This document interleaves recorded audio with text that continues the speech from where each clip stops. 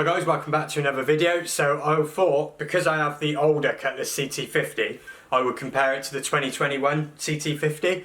And what I've learned making this video is just how different these two guitars with the same name actually are. They are unbelievably different. So before I talk about how different they are, I'll just give you a quick spec rundown of the new one. So starting at the body then, you have a poplar body. You have this Sterling 2-point Tremolo system with a full-size trem block in the back as well.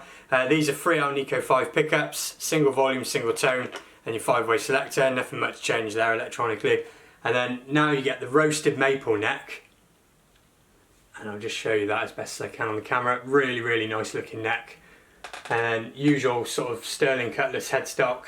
And you still get the lock-in tuners as standard as well. So, you know, pretty standard sort of thing, but it's just really, really different because if I bring the old one back a minute, the first thing you notice, anyone who watched my unboxing of this will know, is the weight difference. The newer one is about £2 lighter than the older one, and the older one isn't super heavy either.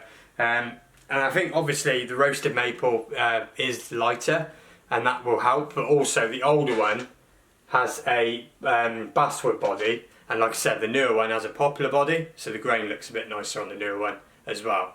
But all that together means it's a lot lighter. And a couple of other major differences then between them is the older one is made in China and the newer one is made in Indonesia, so there's another little difference. And feel-wise, the next biggest difference is probably the neck. On the older one, and like I said, anyone who's seen the videos I've done on this will know, but the neck carves were very unique on these CT50s. From like the nut to the 5th fret, it's quite V-neck, and then as you go down the neck, it sort of goes into a thick C. You kind of love it or hate it. I've always really liked it. Whereas on these newer ones, the neck carve itself is a much more sort of standard mid-C all the way up. Really, really comfy, but there's nothing weird. It's just completely, you know, it's not compounded. It's just quite a normal kind of feeling neck.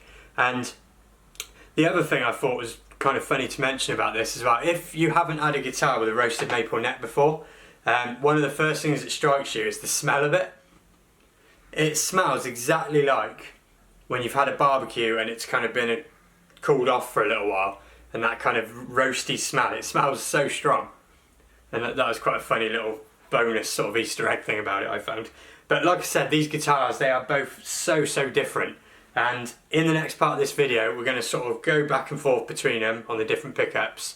And sort of, you know, not change any settings, just go back and forth and see which one you prefer. Just to end off, about the pickups, like I said, anyone who has seen my review on this guitar, I said that the output of the pickups on the old one were really low output pickups. Any pickups that are sort of classed or voiced as vintage are low output, but on the old CT50 they were like just over 5k, so super low.